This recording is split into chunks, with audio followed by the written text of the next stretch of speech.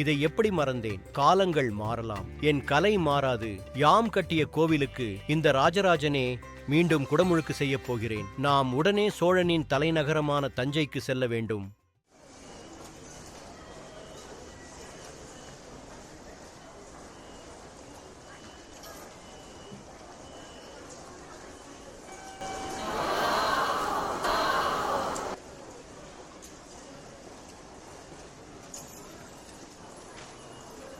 சோழ தேசத்தின் தலைநகரான தஞ்சாவூருக்கு ஒரு பயணச்சீட்டு வேண்டும்.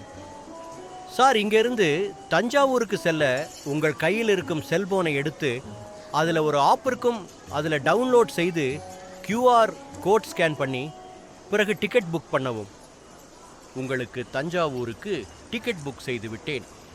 இனி தஞ்சாவூருக்கு பயணிக்கலாம்.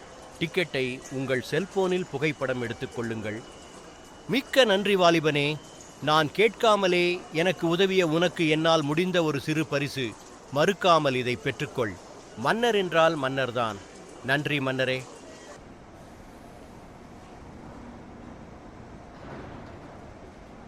அம்மா, அந்த ஆங்கிள் ஏன் ராஜா மாதிரி ட்ரெஸ் பண்ணியிருக்காங்க?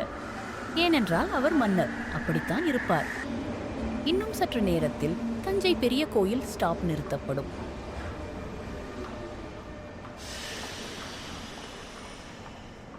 மாலை நேரத்து சூரியனின் பொன்னிற வெளிச்சத்தில் தஞ்சை பெரிய கோயிலின் பிரம்மாண்டமான கோபுரம் வானுயர நிற்கிறது.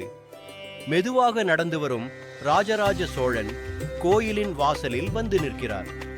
1000 ஆண்டுகளுக்கு பிறகும் தன் கனவு சிற்பம் அப்படியே நிற்பதைக் கண்டு அவர் கண்கள் கலங்குகின்றன.